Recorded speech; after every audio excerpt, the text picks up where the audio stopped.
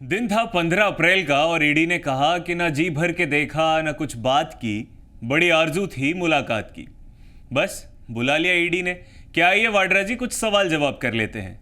क्योंकि जिस वक्त का मामला था सरकार थी कांग्रेस की, मतलब घर का ही मामला था। शोहरत की बुलंदी भी पल भर का तमाशा है, जिस डाल पर बैठे हो वो टूट भी सकती है। फिर वो डाल टूटी और मामला खुल गया। तो मामला खुला तो वाड्रा जी कहने लगे कि मैं चुप रहा तो गलत फहमियां बढ़ी, वो भी सुना उसने जो मैंने कहा नहीं। इसीलिए ईडी चाहती है कि आप जो कहें वो सुने और वो जो पूछें वो आप कहें, मतलब कंफ्यूजन नहीं होना चाहिए। खैर, जो शेर हमने इस्तेमाल किए वो मशहूर शायर बशीर बद्र के हैं। अब इससे पहले कि आगे की बात की जाए, उससे पहले एक परिभाषा समझ लीजिए। ये शब्द आपके सुनने में आए होंगे, मनी लॉन्ड्रिंग। तो ये क्या होता है? मनी लॉन्ड्रिंग अवैध रूप से प्राप्त धनराशि को छुपाने का एक तरीका है। मनी लॉन्ड्रिंग के माध्यम से धन ऐसे कामों में लगाया, निवेश किया जाता है कि जांच करने वाली एजेंसियां भी धन के मुख्य सोर्स का पता नहीं लगा पाती। मतलब कि धन शोधन। आसान शब्दों में कहा जाए तो काले धन को वैध बनाना, अवैध रूप से धन प्राप्त स्रोतों को छिपाने की एक कला है। अंततः ये एक ऐसी प्रक्रिया है कि जिसके द्वारा आपराधिक आय को वैध बनाकर दिखा दिया जाता है। नमस्कार, मैं हूं हर्ष और जी भारत के इस प्लेटफॉर्म पर आज बात होगी 2008 में गुरुग्राम लैंड स्कैम की। तो गुड़गांव के, जी हां, गुड़गांव तब यही नाम था। चलिए, गुरुग्राम के शिकोपुर में वाड्रा की कंपनी स्काईलाइट हॉस्पिटैलिटी ने जमीन खरीदी थी। इसकी वजह से रॉबर्ट वाड्रा ईडी के ऑफिस पहुंचे, जहां उनसे गुरुग्राम के शिकोपुर लैंड के घोटाले के मामले में पूछताछ हो रही है।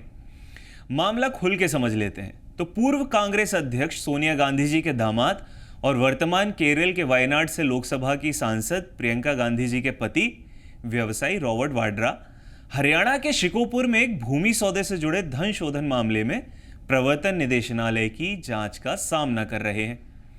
यह मामला फरवरी 2008 में हरियाणा के गुरुग्राम जिले के शिकोपुर में क्या है कि वाड्रा की जो कंपनी है स्काईलाइट हॉस्पिटैलिटी, उसके द्वारा 7.5 करोड़ रुपए में एक जमीन खरीदी जाती है। फिर म्यूटेशन की प्रक्रिया यानी कि स्वामित्व का हस्तांतरण भी, जिसमें आमतौर पर महीनों लग जाते हैं, अगले ही दिन पूरी हो जाती है। 2 महीने के बाद उन्हें जमीन पर हाउसिंग सोसाइटी विकसित करने की अनुमति भी मिल जाती है और तुरंत ही प्लॉट की कीमतें स्काई रॉकेट हो जाती हैं, मतलब आसमान छूने लगती हैं। उन्होंने इसे जून में डीएलएफ को 58 करोड़ रुपए में बेच दिया। अब इस बात का संदेह है कि यह धन शोधन योजना का हिस्सा है, इसलिए ईडी इस अप्रत्याशित लाभ के पीछे के कारणों की जांच कर रही है। यह सौदा उस समय किया गया जब राज्य में कांग्रेस की सरकार थी और भूपेंद्र सिंह हुड्डा मुख्यमंत्री थे। आइए मामले का घटनाक्रम भी समझ लेते हैं। तो अक्टूबर 2012 आईएएस अधिकारी अशोक खेमका, जो उस समय हरियाणा के भूमि चकबंदी एवं भूमि अभिलेख महानिदेशक सह पंजीकरण महानिरीक्षक थे, उन्होंने प्रक्रियागत अनियमितताओं का हवाला देते हुए भूमि खरीद के सौदे को रद्द कर दिया। 2013 में एक आंतरिक सरकारी पैनल ने वाड्रा और डीएलएफ दोनों को क्लीन चिट दे दी। साल याद रखिएगा, 2013, कांग्रेस की सरकार। फिर मई 2014 में हरियाणा में सत्ता बदली तो नई सरकार ने स्काईलाइट हॉस्पिटैलिटी को वाणिज्यिक लाइसेंस देने से संबंधित मुद्दों की जांच के लिए 2015 में न्यायमूर्ति एसएन ढींगरा के नेतृत्व में जांच आयोग का गठन किया। सितंबर 2018 हरियाणा पुलिस ने पूर्व मुख्यमंत्री भूपेंद्र सिंह हुड्डा, रॉबर्ट वाड्रा और अन्य के खिलाफ एफआईआर दर्ज की। जनवरी 2019 पंजाब और हरियाणा के उच्च न्यायालय ने प्रक्रियागत खामियों का हवाला देते हुए जांच आयोग की रिपोर्ट को रद्द कर दिया और हरियाणा सरकार को इसे सार्वजनिक करने से भी रोक दिया। नवंबर 2023 पंजाब और हरियाणा के उच्च न्यायालय की एक पीठ ने सांसदों और विधायकों के खिलाफ मामलों की समय सीमा की निगरानी करते हुए जल्द से जल्द जांच पूरी करने का आदेश दिया और कहा कि पिछले 5 वर्षों से जांच धीमी गति से चल रही है। 8 अप्रैल 2025 संघीय धन शोधन निरोधक एजेंसी ने वाड्रा को तलब किया, लेकिन वे पेश नहीं हुए। इसके बाद 15 अप्रैल के लिए दूसरा समन जारी किया गया। 15 अप्रैल 2025 कांग्रेस सांसद प्रियंका गांधी वाड्रा के पति रॉबर्ट वाड्रा से ईडी ने करीब 6 घंटे तक की पूछताछ की और फिर से जांच में शामिल होने के लिए कहा। उनका बयान धन शोधन निवारण अधिनियम यानी कि पीएमएलए के तहत दर्ज किया जा रहा है। अब ईडी क्या होता है ये भी समझ लीजिए। तो हिंदी में पूरा है कि प्रवर्तन निदेशालय, और अंग्रेजी में इसे कहते हैं एनफोर्समेंट डायरेक्टरेट। एक बहुअनुशासनिक संगठन है जो धन शोधन के अपराध और विदेशी मुद्रा कानूनों के उल्लंघन की जांच के लिए अधिदेशित है। निदेशालय के वैधानिक कार्यों में निम्नलिखित अधिनियम का प्रवर्तन शामिल है, मतलब कि ईडी इन कानूनों के हिसाब से काम करती है। पहला है धन शोधन निवारण अधिनियम 2002 पीएमएलए। ये एक आपराधिक कानून है जिसे धन शोधन को रोकने के लिए और धन शोधन से प्राप्त या इसमें शामिल संपत्ति की जब्ती का प्रावधान करने के लिए तथा उससे जुड़े या उसके अनुषंगिक मामलों के लिए अधिनियमित किया गया है। दूसरा है विदेशी मुद्रा प्रबंधन अधिनियम 1999, जिसे शॉर्ट में फेमा भी कहते हैं। ये एक नागरिक कानून है जिसे विदेशी व्यापार और भुगतान की सुविधा से संबंधित कानूनों को समेकित और संशोधित करने और भारत में विदेशी मुद्रा बाजार के व्यवस्थित विकास और रखरखाव को बढ़ावा देने के लिए अधिनियमित किया गया है। तीसरा है भगोड़ा आर्थिक अपराधी अधिनियम 2018। ये कानून आर्थिक अपराधियों को भारतीय न्यायालयों के अधिकार क्षेत्र से बाहर भागकर भारतीय कानून की प्रक्रिया से बचने से रोकने के लिए बनाया गया था। और चौथा कानून है conservation of foreign exchange and prevention of smuggling activities act. इसके तहत एजेंसी फेमा संबंधी मामलों के लिए जांच करती है। जब रॉबर्ट वाड्रा पूछताछ के लिए आए तब उनके साथ प्रियंका गांधी वाड्रा भी थी, क्योंकि उनकी पूरी फैमिली मुश्किल घड़ी में इस वक्त एक साथ है।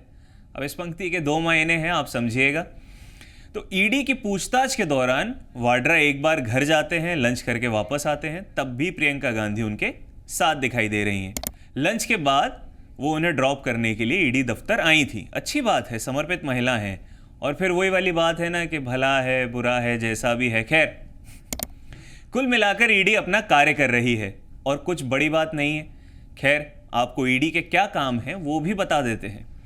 तो विदेशी विनिमय प्रबंधन अधिनियम यानी फेमा के अंतर्गत विदेशी मुद्रा विनिमय विधियों व नियमों के उल्लंघन की जांच करने के साथ आरोपियों को दंड देने का अधिकार भी ईडी के पास है। भारत में आर्थिक अपराध एवं आर्थिक नियमों को लागू करना, काला धन जब्त करने में पुलिस की सहायता करना। तीसरा है PMLA 2002 prevention of money laundering act के अंतर्गत आपराधिक गतिविधियों से अर्जित संपत्ति का पता लगाने हेतु जांच करना व उसके उपरांत उन संपत्तियों को जब्त करने और धन शोधन में लिप्त अपराधियों पर मुकदमा चलाने का अधिकार ईडी के पास है। और ये जो ईडी है इसमें जो सभी अधिकारी होते हैं उनकी पदस्थापना होती है आईएएस, आईपीएस, आईआरएस रैंक के अधिकारियों में से। मतलब इनकी दक्षता पर संदेह नहीं किया जा सकता, बराबर काम पूरा किया जाएगा।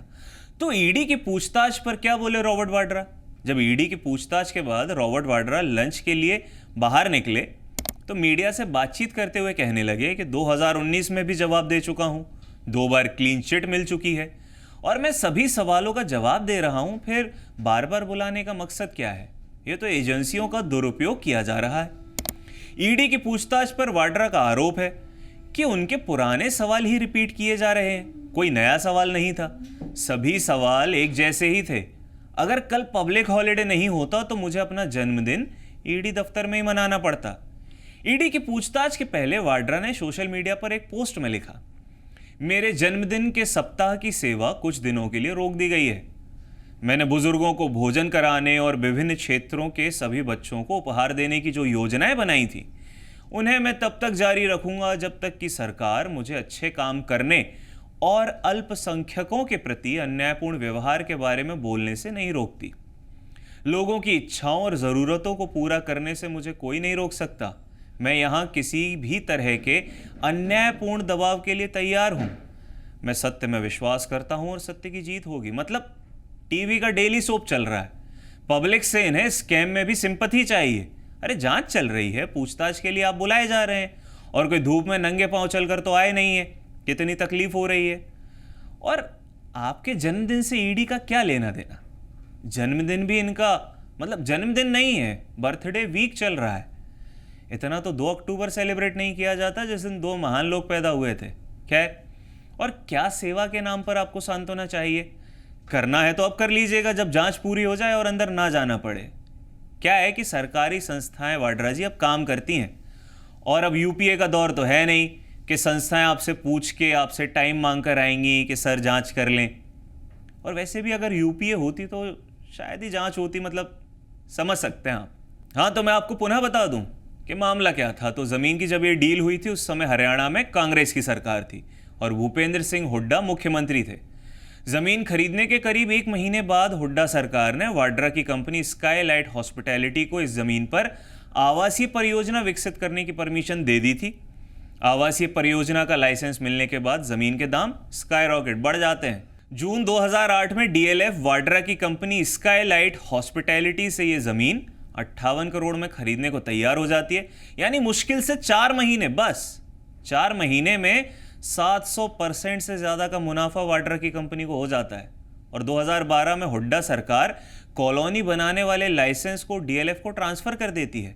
मामला संदिग्ध है, संशय से ज़्यादा वजहें बड़ी हैं, क्योंकि कैसे कोई प्रक्रिया जिसमें आम आदमी के लिए महीनों लग जाते हैं, वाड्रा जी के लिए 1 दिन में पूरी हो गई। फिर 7.5 करोड़ की ज़मीन कैसे लगभग 58 करोड़ में बिक गई? और जब मामला उठा तो क्लीन चिट भी मिल गई। हमारे पास कई सारे सवाल हैं और शायद यही सारे सवाल ईडी के पास भी हैं और वो तो पूछ भी रहे हैं। आप भी कमेंट में अपने सवाल और अपने विचार ज़रूर लिखिएगा ताकि हम भी हमारी जागरूक जनता के बारे में जान पाएं। और ऐसे वीडियोस के लिए देखते रहिए जी भारत। धन्यवाद। जी भारत।